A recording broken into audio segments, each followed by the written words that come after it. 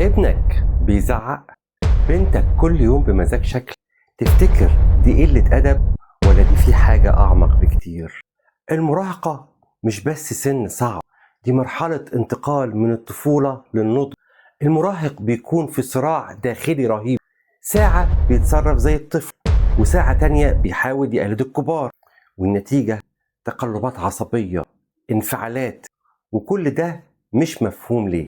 السبب من ناحية الهرمونات بتقلب الجسم والعقل، المشاعر كمان بتبقى فوق وتحت، ومن ناحية تانية في أحلام اليقظة، خيال واسع، مشاعر جديدة، تقلبات كتيرة، ولما الواقع يخبطهم تحصل الانفجارات.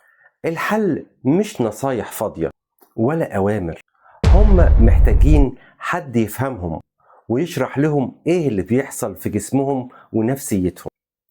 محتاجين تشجيع لما يتصرفوا صح، ومحتاجين توجيه لما يغلطوا، ولو اتكرر الغلط يبقى فيه عقاب تربوي مناسب، مش إهانة ولا ضرب ولا توبيخ.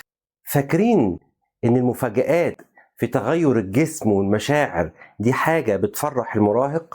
في المراهقة المفاجآت بدون شرح ممكن تكسرهم.